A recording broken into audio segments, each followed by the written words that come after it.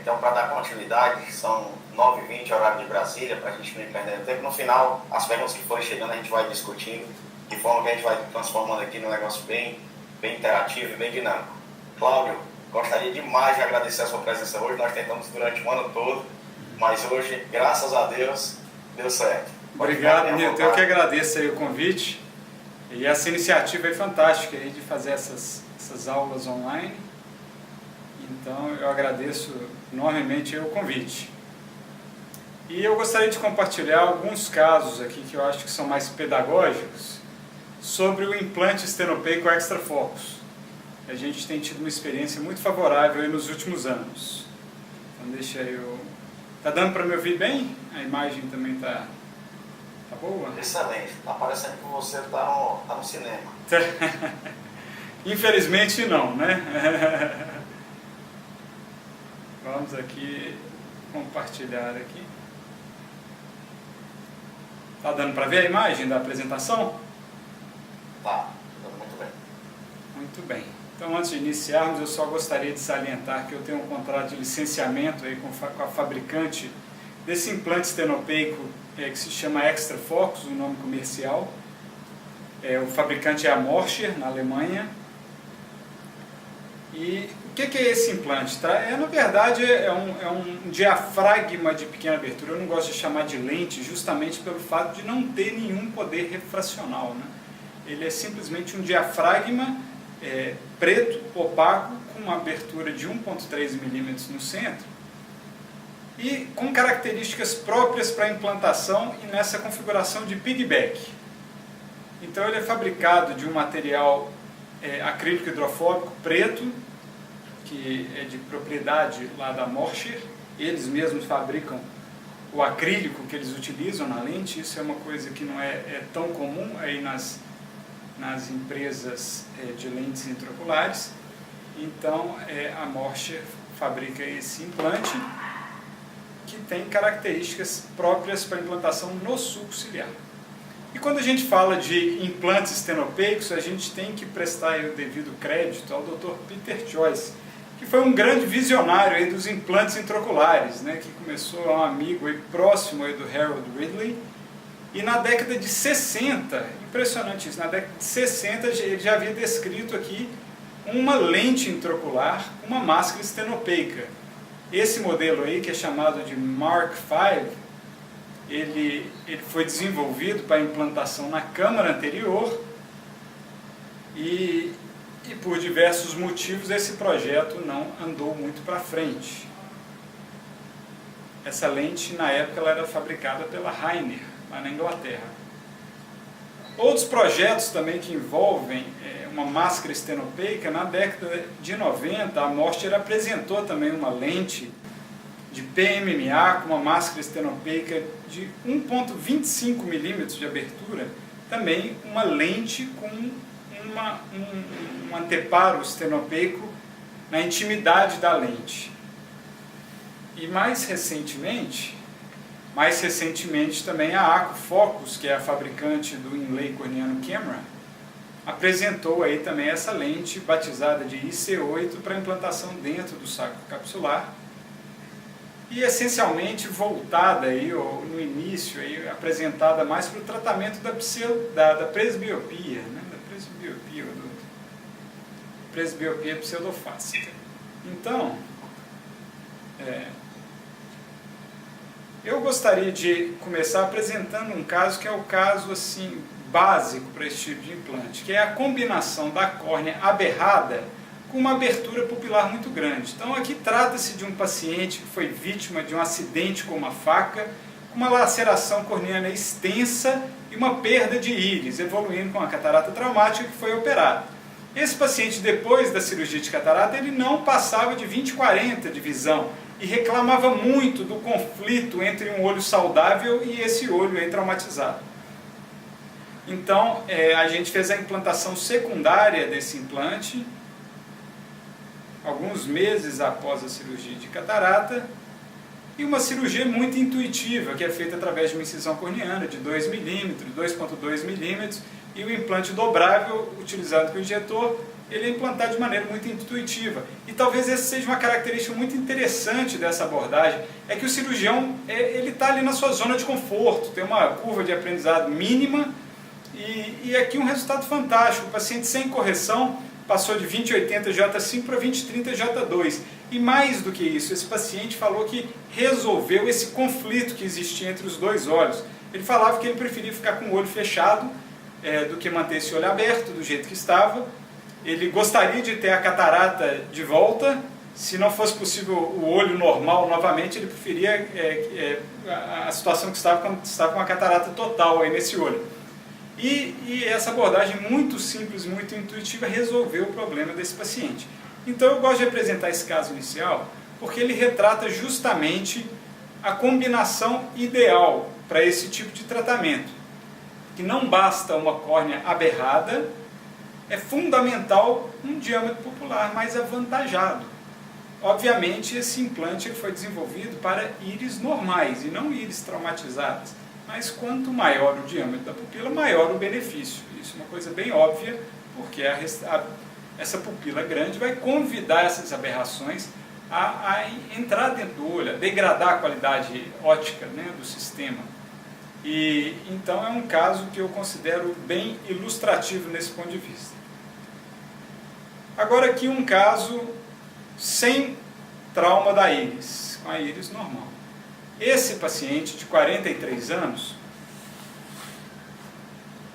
ele há 10 anos, ele era um paciente que, quando eu vi da primeira vez, ele estava absolutamente assim, deprimido, muito incapacitado, porque nos últimos 10 anos ele se dedicou essencialmente ao tratamento do ceratocone dele. Ele atualmente tinha 43 anos, quando eu vi pela primeira vez, e nos últimos 10 anos ele submeteu a 6 cirurgias para o tratamento do ceratocone. Então, quais foram essas cirurgias? Foram essas aqui. Fez um transplante penetrante, logo depois ele fez uma faco, seguida da faco ele fez 3 PRKs, e ainda mais para frente fez um par de incisões arqueadas. Todas as cirurgias impecáveis, tudo feito como manda o figurino por um cirurgião muito habilidoso, e o resultado dessas múltiplas cirurgias na córnea foi uma topografia bem razoável, apesar de uma certa assimetria e irregularidade da topografia, um astigmatismo baixo e uma topografia razoável. E essa imagem aqui, da lâmpada de fenda, ela dá alguma ideia do que está por trás dessa insatisfação dele. Ele atualmente tem uma visão de sem correção de 20/80 e com uma refração mínima ele alcança uma visão de 20/40. Entretanto, ele continua usando as lentes de contato que ele usava desde o início da história, que ele gostaria justamente de se livrar dessas lentes, submeteu a todas essas cirurgias com o objetivo de ficar livre dessas lentes, e passado uma década ele ainda continua precisando dessa lente. E qual que é a característica aqui dessa imagem que indica que há talvez a raiz do problema? A gente está acostumado a examinar os pacientes na lâmpada de fenda num ambiente de alta luminosidade, a luz da lâmpada de fenda muito próxima ao olho do paciente, uma intensidade luminosa muito alta, e obviamente as pupilas vão reagir e vão ficar pequenas. E a gente tem a tendência a acreditar que a pupila é mais ou menos parecida em todos os pacientes, o que não é verdade. Então talvez um ponto muito importante que eu gosto de salientar sempre é a importância do exame da pupila. E a gente não precisa de nenhum aparelho muito sofisticado para avaliar a pupila. Então esse paciente aqui, quando a gente desliga a lâmpada de fenda e olha através da lâmpada de fenda com ela desligada, a gente vê essa pupila praticamente do tamanho da zona óptica e dessas incisões arqueadas aí, convidando essas poucas aberrações que sobraram na córnea, porém ainda existentes, a entrar dentro do olho. E é um paciente... e um detalhe, esse paciente ele foi submetido a... uma das cirurgias foi uma cirurgia de catarata com uma lente monofocal, e ele usava a lente de contato atualmente e precisava ainda por cima da lente de contato um par de óculos para leitura. Então só com a lente de contato ele não conseguia ler. Para nossa felicidade, com algumas gotas de pilocarpina, esse paciente ficou absolutamente encantado. Então a gente conseguiu reduzir a abertura da pupila, como mostrado aqui, e a acuidade visual saltou aqui para 20/30J2. Durante o exame, ele conseguia ver o modelo da câmera que fica acoplada à lâmpada de fenda, um númerozinho bem pequenininho ali. Ele falou: ó, Cláudia, eu não consigo ver isso aí sem meus óculos de leitura, hipótese nenhuma, e eu estou conseguindo ver tudo com muita nitidez. Ele falou que tinha muitos anos que ele não via com essa nitidez. Então,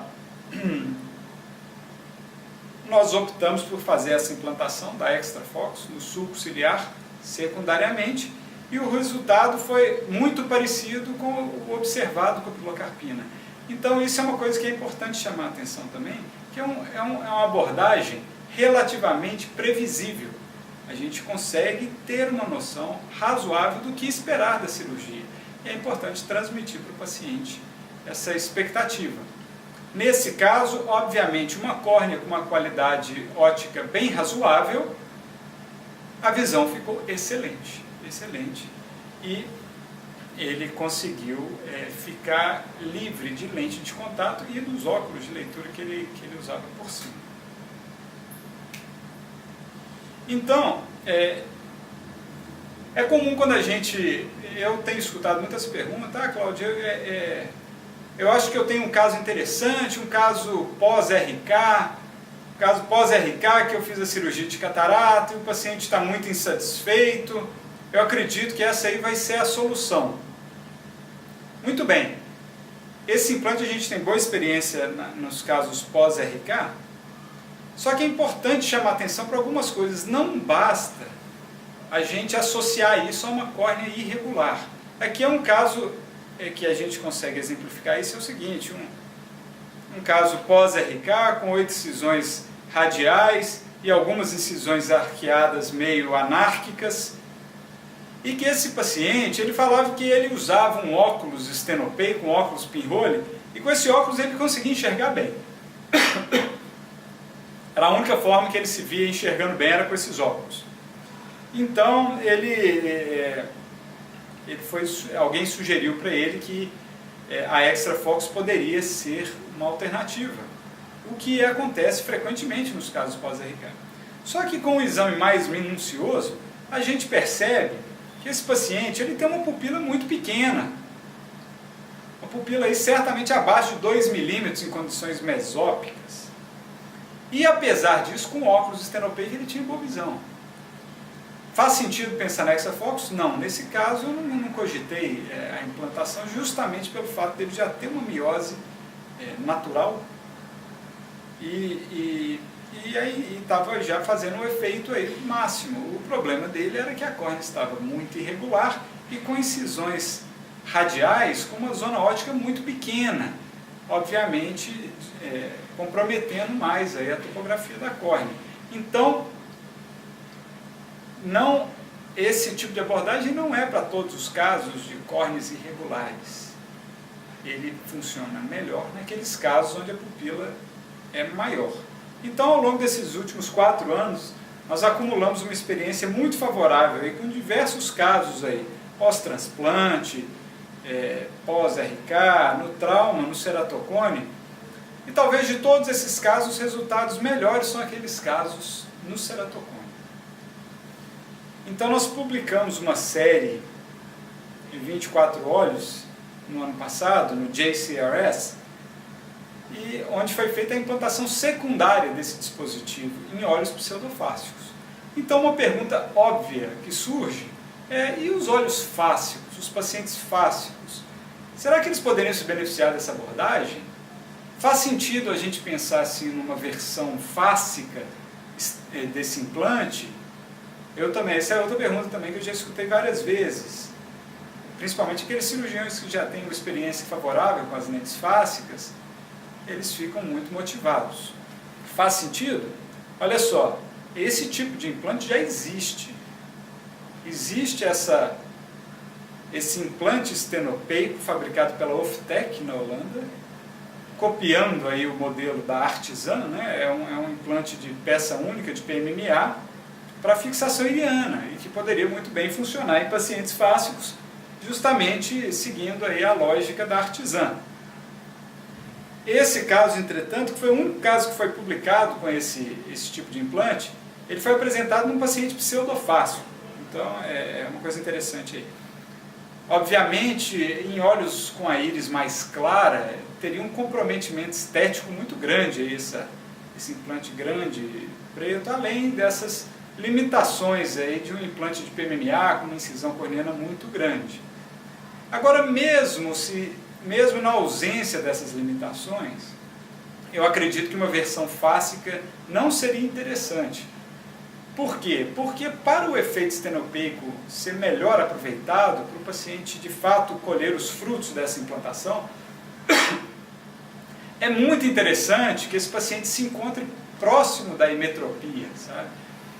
E os pacientes com ceratocone ou no pós-RK, geralmente eles têm um erro refracional esférico muito avantajado. No ceratocone, geralmente tendendo à miopia pelo excesso de curvatura corneana, no pós-RK tendendo à hipermetropia por causa do aplanamento corneano. Então, o casamento com a facoemulsificação é um casamento muito interessante, que a gente pode lançar mão de lentes intraoculares ou de poder muito aumentado ou de baixo poder no ceratocone. Geralmente no ceratocone a gente usa lentes de 5, 6 dioptrias, e é justamente esse casamento que vai gerar a reabilitação visual desses pacientes. Então, Cláudio, então você está falando que a cirurgia de catarata no paciente com ceratocone ajuda. Ajuda sim, isso já foi publicado. Inclusive já foi publicada a extração do cristalino transparente como medida do tratamento do ceratocone. E com resultados favoráveis, obviamente com muitas limitações aí no cálculo da lente, e nos ceratocones mais avançados, com mais aberrações, obviamente não seria o suficiente para alcançar uma visão boa. Entretanto, será que essa história muda com o advento desses implantes estenopeicos, com o uso da extrafocus? Enfim, será que muda? Então aqui eu só gostaria de chamar que já tiveram alguns trabalhos descrevendo aí a extração do cristalino transparente para o ceratocone. E é nessa área de atuação que eu acho que a extrafocus pode beneficiar mais pacientes. Então eu gostaria de apresentar aqui esse paciente de 44 anos, com um ceratocone muito avançado, uma visão sem correção de conta-dedos e com óculos também, um óculos 6 graus de miopia, a visão no passado de 20/100, ou seja, um paciente que foi fadado ao uso de lente de contato. E ao longo aí de 15 anos, essa paciente ela vem tendo dificuldades crescentes com lente de contato, já insistiu em diversos modelos e por alguns meses ali tem algum sucesso e tem alguns tropeções ao longo dessa caminhada, e depois de mais de uma década ela está absolutamente incapacitada, já não usando mais as lentes de contato e com uma visão muito ruim nos dois olhos parecidos. Agora, para a nossa felicidade, quando a gente acrescenta um anteparo estenopeico, né, por cima da melhor refração, aí essa paciente fala, não, agora eu estou enxergando, abre um sorriso no rosto e consegue ler as letras lá que estão sendo apresentadas. E vai para uma visão de 20/40. Então, o que foi feito nessa paciente? Foi feita a extração do cristalino transparente, um implante de uma lente de baixo poder, e esse é o resultado. Uma visão sem correção de 20/30 J2 na primeira semana. E a paciente é muito satisfeita. Então, certamente, surge essa dúvida, faz sentido fazer a extração do cristalino transparente num paciente de 44 anos e implantação de uma lente de baixo poder? E essa miopia? E as alterações de retina? Muito bem, é importante chamar a atenção que apesar dessa lente ter pouco grau, né, 9 graus, o comprimento axial dessa paciente é um comprimento pequeno, compatível com o olho hipermétrope, de 22 milímetros. Então, chama a atenção que essa miopia toda que ela apresentava no pré-operatório era uma miopia de origem corneana.